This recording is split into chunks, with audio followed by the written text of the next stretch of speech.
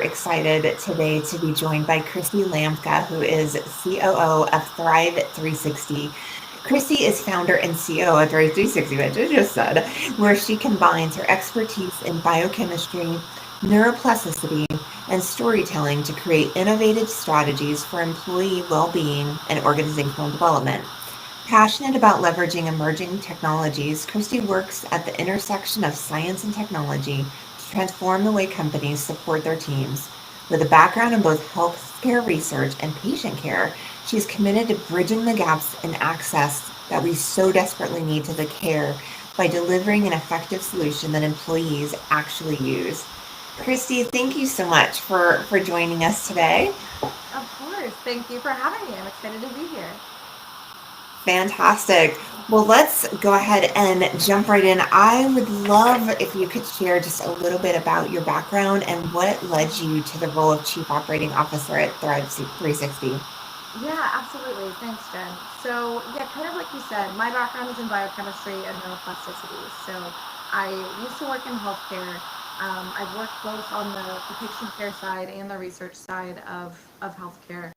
And a few years ago, well, quite a few years ago now, I was going to get my MD PhD, and a friend of mine committed suicide.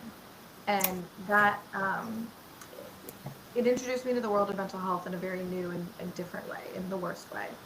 And I kind of learned about the issues, and I learned that the wait time at the time was over a year long to get mental health care services. This was pre-COVID, so it's worse now in a lot of ways. Mm-hmm. And it just kind of led me down a bit of a rabbit hole looking at the barriers to access, looking at why people weren't getting the care that they need. And so that's why we created that Thrive to fill those gaps and provide support that people are comfortable using and is accessible for people to use. And that was in what year when you launched Thrive 360? We officially launched in 2019. Okay, okay. So, Yeah. whoa, right? Yeah. Like now we're 6 years out from that. How much has changed? I mean, like So kind of a much. brief. Yeah. So, from the perspective, because I think you hit on it just a second ago in terms of the need and Yeah. around mental health care, what have you seen really shape shift over the last 5, 6 years? Yeah, I mean, a lot of it is the way that people are accessing care is very different, obviously. Pre-COVID, I mean, the here's the unfortunate thing. The barriers that we found in 2019, 2018, when we started designing it, are still there. That's the unfortunate thing. We're not seeing a huge improvement in the problems. A little bit. So let me back up. So some of the things that we noticed is number one, there's a shortage of providers. That's getting worse. So Yeah. that's leading to these long wait times. That's why people aren't getting the immediate care that they're looking for and needing in many cases. There's time and money, so it costs between $65 to $250 per mental health appointment on average, whether that's teletherapy or whether that's an in-person appointment.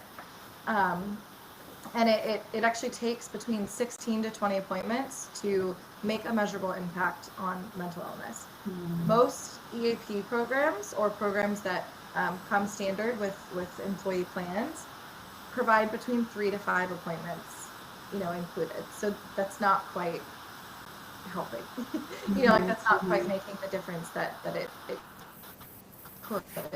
And then the big thing that we look at too is stigma. And so pre-COVID, stigma was causing about 80% of the reason why people weren't getting help was because of shame and embarrassment or stigma. Now we're at about 60%, which is better, but it's still 60%. So, Mhm. we're seeing some improvements in some of those barriers, really just stigma, um, but not in others. And so, yeah, I think that um, people are really shifting towards the more removed approach. So doing like the texting therapy, doing the video call type therapy, it is really where the market is shifting because it is more accessible, but it's still not addressing these barriers that we have kind of identified. Yeah.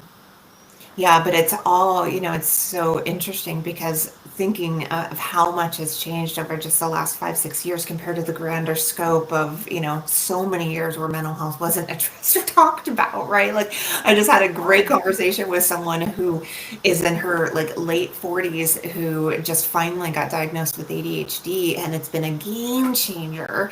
Oh, And, like the things we talk about now that we never talked about before. So it's like so many variables of this that I think have kind of come together almost like a perfect storm. I completely agree. Yeah, that's very well said. And yeah, I'm glad that people are more open to finding things that work for them and finding Yeah. what types of making mental health. This is so many people say this, but unfortunately we're just not quite there. But mental health should be treated like physical health. It just should. Mhm. Like Mhm. it is part of your overall health and well-being, and they work Yeah. hand in hand. So often they affect one another that I just don't understand why we're not there yet, and that's a frustrating thing for me. But that's what personally I'm working towards every day. Yeah. Yeah, I love that. And I think that is something that we're moving towards, but why it's been as painfully slow as it has been, Yeah, you know, is beyond me.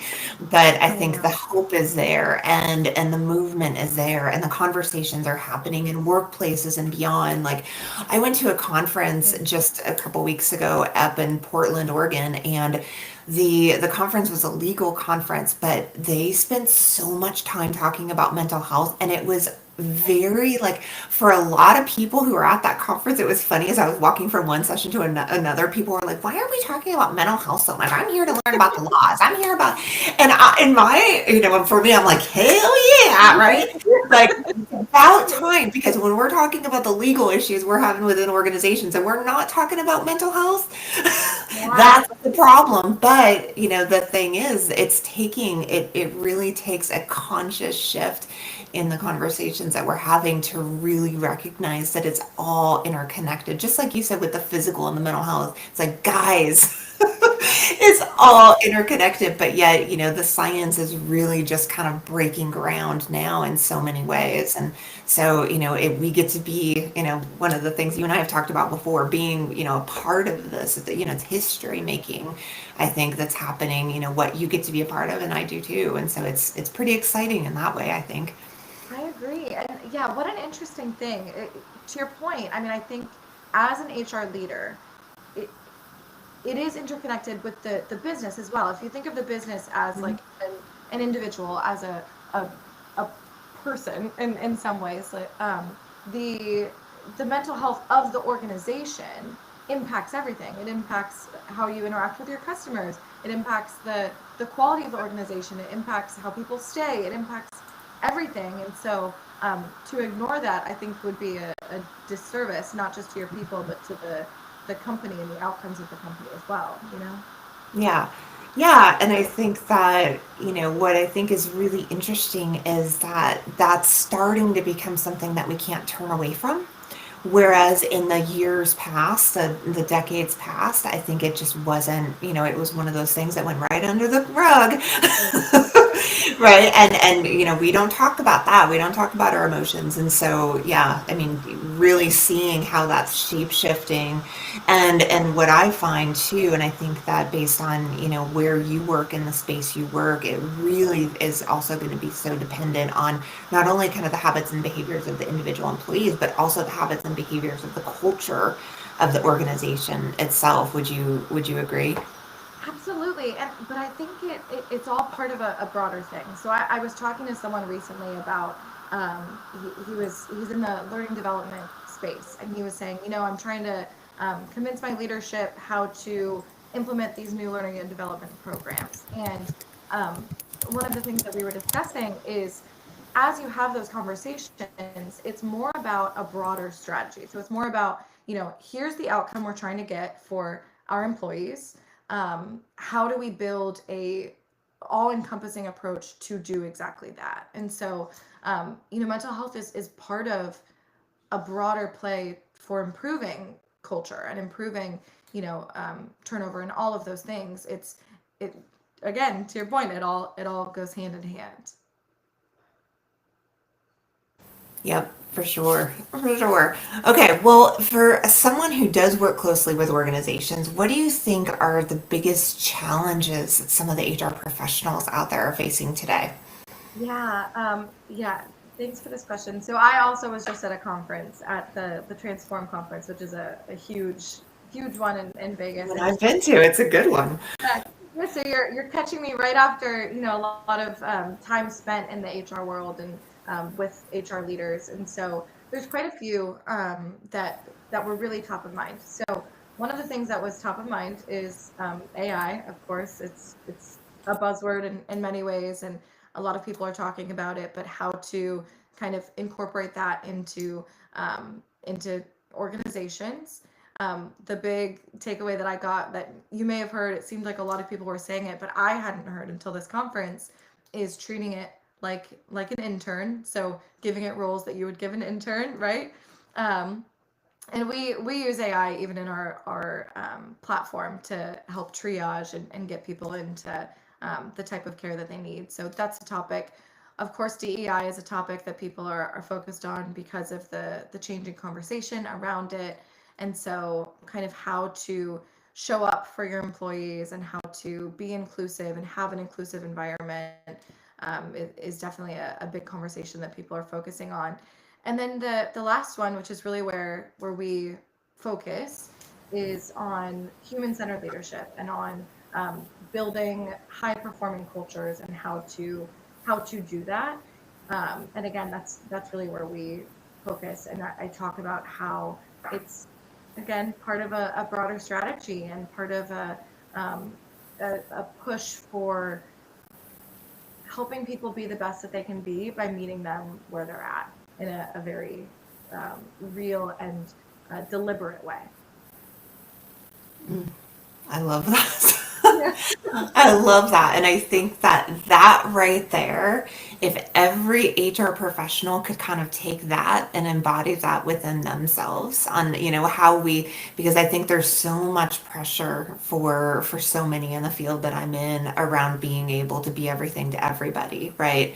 And so what you're saying about just being able to show up for, anybody wherever they are, I think is such a game changer when you kind of can look at that in the different ways of how, within your organization of Thrive 360 help serve people where they are. And then Yeah. also that's exactly what HR people are trying to do too. But so often I think we kind of lose it can get easy to lose sight of that. It's just, so many balls in the air. And I think that's why being able to find those resources and find that support, outside of just ourselves, especially when you're, HR departments of only one person or, very small departments and large organizations you're trying to serve, how can you find those support resources? And I think with AI and other things, it's like more and more things out there. It's almost like that overwhelm, right? And I'm sure that that's something that's being talked about a lot too. There's now so much out there and so many options. I think, trying to to find a way to find something that's right for, that particular individual or organization can be so tough. I mean, do you have any tips or advice that you can give the HR professional out there? Where do I start? Like, how do I even begin the process of finding what would be right for us?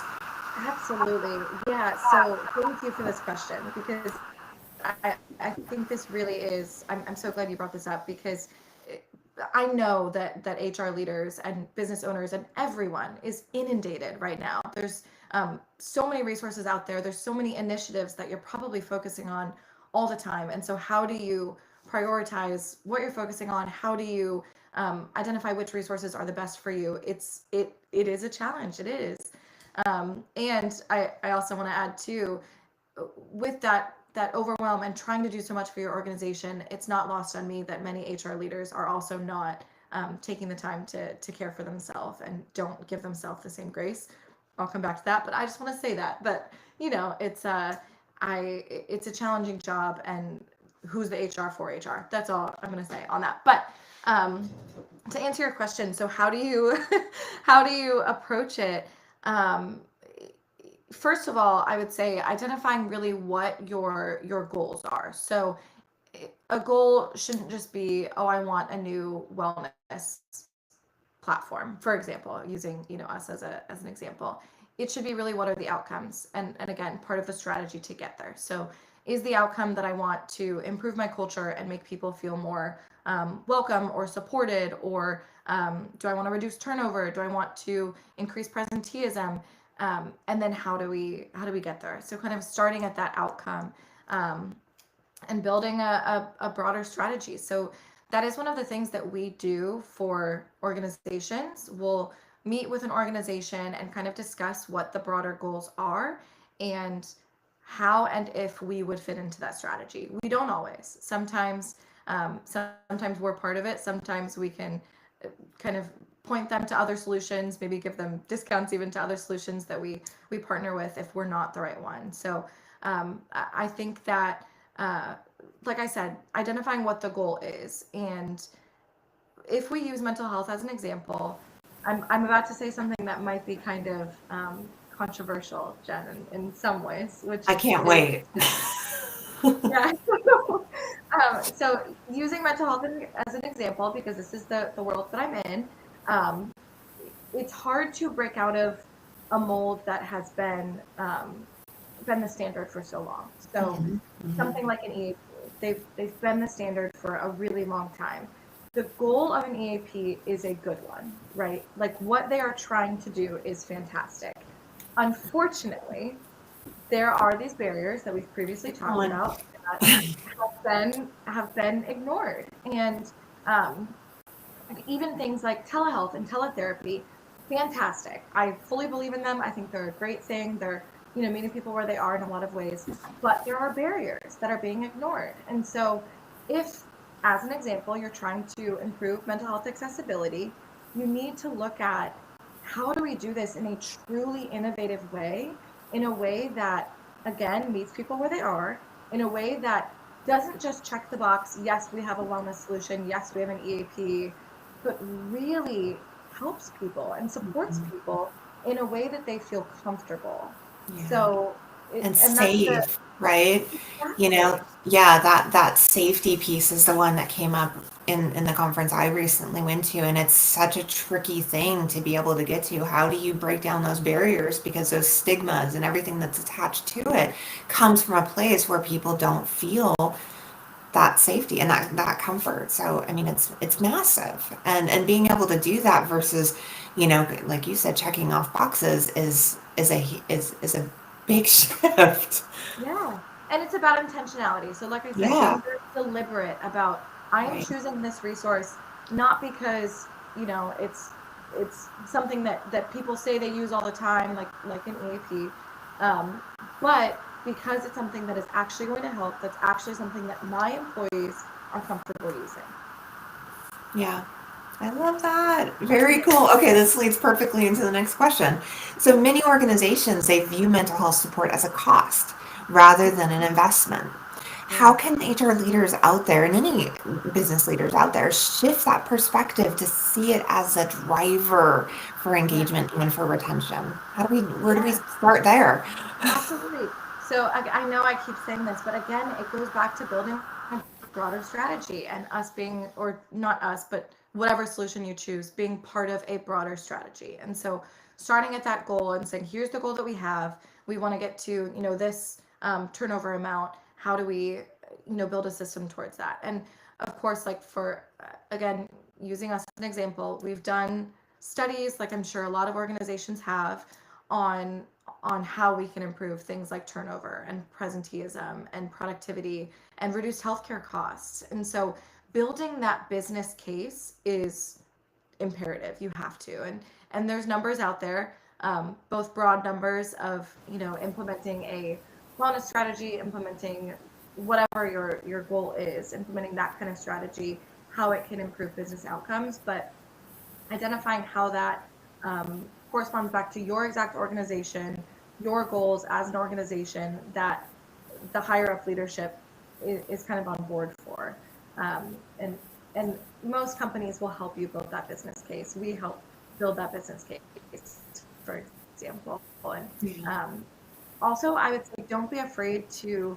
Uh, some people might not like this as well, but don't be afraid to ask for don't be afraid to ask that the tools that you're considering using to really stand behind their tool in that way. So as an example, asking for a guarantee that they will reduce turnover. If they're saying that they're going to, ask for a guarantee or a money back if they don't, for example. That's something that we offer because we stand behind what we do. We know that we'll provide those outcomes, and so we're not afraid to offer those guarantees. And so any company that you're considering working with, I would suggest asking that to see if the numbers that they're showing you, if they really stand behind them, they shouldn't be afraid to offer those kinds of guarantees and offerings. Nice. I love that. That's very, very cool. And what a great point. And I love the idea of, once you've identified and for me and my organization, one of the things that we did this last year is we implemented a real thorough like well-being survey process where we really went out and we wanted to know not just the high level, right? We really wanted to understand from a perspective of physical wellness, financial wellness, mental and emotional wellness, like where is it that people have the needs that we can help meet, and then how do you start building that? And from that place, then I love what you said is you then can find those partners that can help you build that case. That is where the investment can come in, because it's not just a one and done thing. What I think most organizations a lot of times could be missing the opportunity of is to really look at this like from a 5-year perspective, 10-year perspective, right? This is a long-term gain type, situation, and being able to look at the long game, I think really, really is important here, wouldn't you say? Yes, and I love the way that you say that. I mean, what comes up for me when you say that is thinking about these tools as a partner, and Mhm. how can you work with these companies and with these tools to get you to the goal that you have as a partnership. Because some of them, many of them, including us, like a collaborative approach, so we can help you kind of reach your goal as an organization. And so, yeah, I think that partnership is really powerful. Yeah, I agree. I agree. Okay, well, I mean, it kind of similar to what we were talking about earlier, but where do you see perspectives on mental health and wellness evolving in the next 5 or 10 years? Where do you see things shifting on your end? Yeah. So there's two ways I can answer this, which is how I see it going and how I hope that it goes, right? So, um, you know, I hope, I'll start with what I hope. I hope that people kind of focus on what I just mentioned, which is um, not just going with what's been traditional, not really just sticking with what's comfortable in that way, and really looking at how can I provide the best tools, resources, culture, environment today, because things are changing.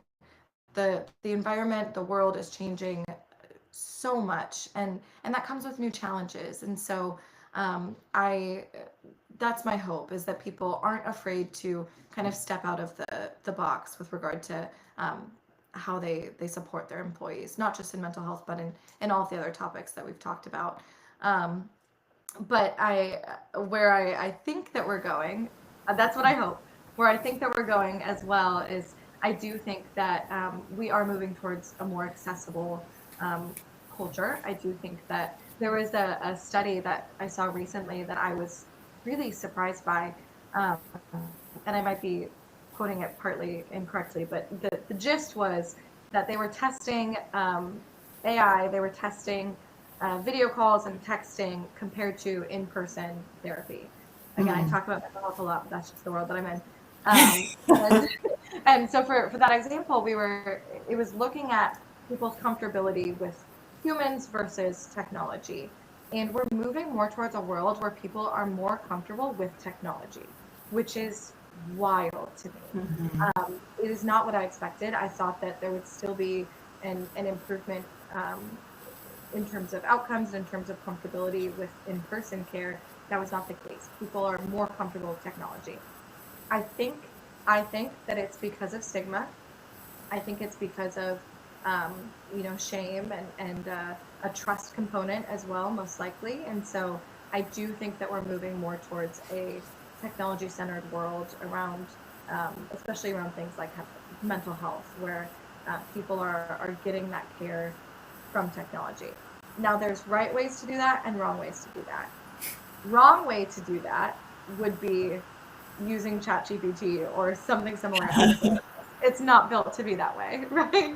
Yeah. And it is dangerous to be that way. And so recognizing these trends and finding solutions and finding frameworks that acknowledge the trends and acknowledge where people are most comfortable or where they're looking for things, but avoiding the pitfalls and avoiding the dangerous elements of those, it is a challenge. And so finding people and companies that will help you navigate that challenge, I think, is going to be key for organizations to thrive in the next 5 to 10 years for sure. Yeah. Yeah, I think so too. And, I think that that is so, so interesting about, what they are finding around the comfort of technology. And what's going to be even more interesting, I mean, it's going to take some time for like the studies to come out, but what is the output? What is the outcome and Yep. success rate and that sort of thing. And so we're going to see that over time because this is also new. Yep. But at the end of the day, care is care, support is support, asking for help takes courage. Yep. So that was one of the conversations that came up recently for me is like, yes, there is definitely the risks and the things that we need to be careful of when it comes to technology and the AI side. Yeah. And at the same time, if people are starting to open themselves up in some way, there's the benefit in Yeah. that is, what I think is the ultimate outcome that we'd be looking for, regardless of that comfortability. But you're right, like there's so many things there that you can start picking apart. It's like juicy, I it's know. juicy information of like how we actually are and how much we have evolved as a species. So Yeah, whew, interesting stuff. So absolutely. what I'm curious then is like as far as where you are in, your positioning in Thrive 360, where do you guys see yourselves now and in the next year or 2 years? What does it look like in the future for you guys? Yeah. So I'm in an interesting spot in my position at the company, even because I handle both our I mean, I have an HR team as well, but some of our people operations, as well as I work with HR teams. So I'm able to see the HR world and the employee landscape from two different perspectives, from us internally and speaking with colleagues and people in the space. And so I think our goal and what we've been doing and what we will continue to do is responding to the times and responding to the things that HR leaders and employees are looking for. And so, what that looks like for us right now is um, continuing to do research, continuing to look at the trends, continuing to look at how we can optimize accessibility, because that's really it's our biggest goal and why we're built the way that we are, as well as creating content. So we are a content based platform. So we continually make content that addresses the needs of our employees. And so that's not just anxiety and depression and the high level mental health issues, but that's things like leadership. That's things like navigating the DEI conversation, navigating difficult conversations with people who may not look or think like you. Those are actual pieces of content that we have available on the platform, and so really trying to stay ahead of the times and I'm going to say it again, but meet people where they are. And so that's kind of what it looks like for us looking ahead. Nice. Nice. I think that's so great to be able to look at, where those opportunities are to really be able to continue to help meet people where they are because it's, with everything evolving the way that it is, I just think it's so great to be able to say, okay, what does this how could this help better serve the people that we're here to serve? And, with each twist and turn, we're always finding kind of these new opportunities to maybe ask in a different way or look at it, in a slightly different way. And so I love to hear how it just continues to evolve with these evolving times. Yeah, thank you. I it's It's always evolving, and so you just got to be again willing to accept the change and willing to evolve with it, right? Yeah, yeah. So really, just quick, while we're kind of on the subject of Thread 360, I mean, just kind of a very quick overview. Tell us a little bit about what it does and how it Yeah. helps support employees and organizations. Yeah, absolutely. So the way that it works, again, we're about accessibility. So we started with these barriers and we built a platform that make people feel comfortable engaging. And so when an employee comes into the platform, we ask a series of questions to determine the root cause of their issue. So, for example, let's say they come in for anxiety. After a series of questions, we might find out it's anxiety because of work or a relationship or, whatever it might be. And we're able to use that to build a personalized treatment plan to address both the symptoms and the root cause. So you compare that to um, a lot of the platforms out there maybe only do one or the other.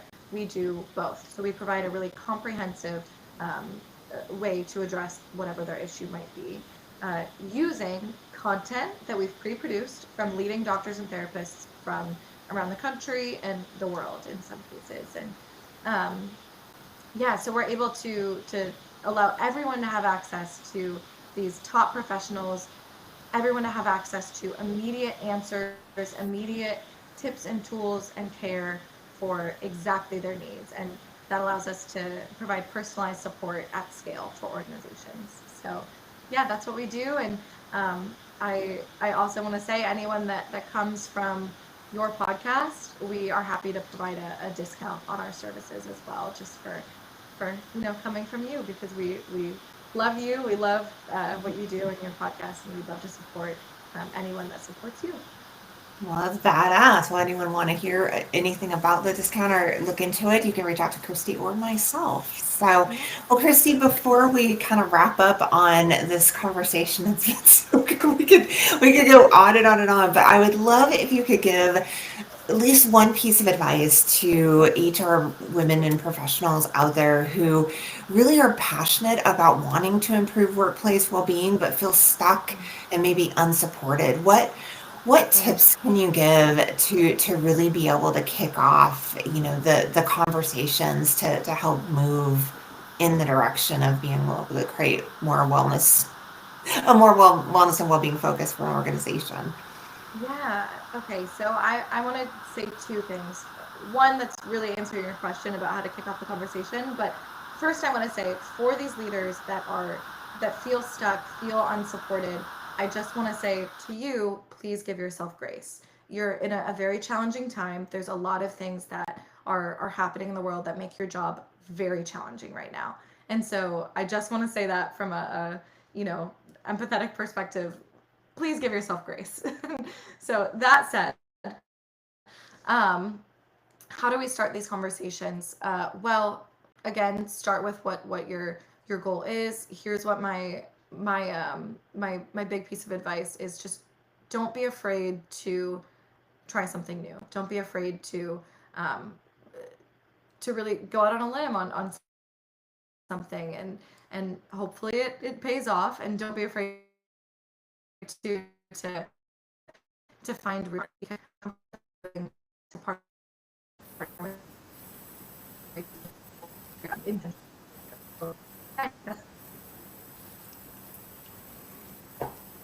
Excellent. Excellent. Thank you. I think we had a small little gap there, but I think we caught up now. Okay. So I love it. So, in wrapping up, the last question that we've got is if our listeners could take one thing away from our conversation, whether it's about leadership, well being, or workplace transformation, what would you want them to want it to be? Oh, that is a tough question because there's so much we've discussed, right? Yeah, I mean, I think again, I just go back to, um, I go back to the change component, not to be afraid of change. It can be scary, and the world is changing, and so it's okay that your approaches to things have to change too. And so, uh, not to be afraid of that, and to really embrace it and jump in and trust in yourself and trust in the types of things that will make an impact to your organization. Yeah. That's fantastic. And, I think going back to what we were talking about earlier, too, so much of that can begin within ourselves. Yep. And what can we be doing for ourselves to really then be able to have those conversations and those tough conversations? Because I've been in the position, and I know so many others who've been in the position as well, where we finally build up that case, right? Like we finally really find that courage to be able to say, hey, this is what we need. This is what I'm seeing. This is what we're hearing. Here's where I think we can meet our needs. And then that goes Exactly. unresponded, right? Or dismissed. And so, really being able to kind of find that within ourselves sometimes to be able to say, maybe this isn't that right place. And that takes a lot to be able to do that. And, having that grace within ourselves, but also know, out there that we're not alone in this. For those of us who really truly believe that there's something worth fighting for, let's all continue to keep fighting for what we know is right and is going to help move the dial. I love that, Jen. So well said. That's what I'm going to take as the takeaway. I take your answer. That was perfect. Well, I know that I've been there before where it can just feel so soul crushing when, you want so badly to be able to kind of help in terms of, really meeting those people where they are, but you work for organizations that just care about the numbers, right? They just care about the dollars and cents. And so you have to like find a way to compartmentalize that in a way to know it's not about you. There's nothing in that you've done wrong, and being able to then make that choice for yourself whether or not that's an environment where you can continue to be in, knowing that that's not an investment that they're going to choose to make regardless of the case you make, right? Yeah, absolutely. I agree with you. Yeah. Yeah, care Yeah. care for yourself always. Yeah. Yeah. All right. Well, thank you so much for joining on the interview today. It was so great talking with you. All Likewise, Jen. Always great talking to you. Thank you so much. right, everybody.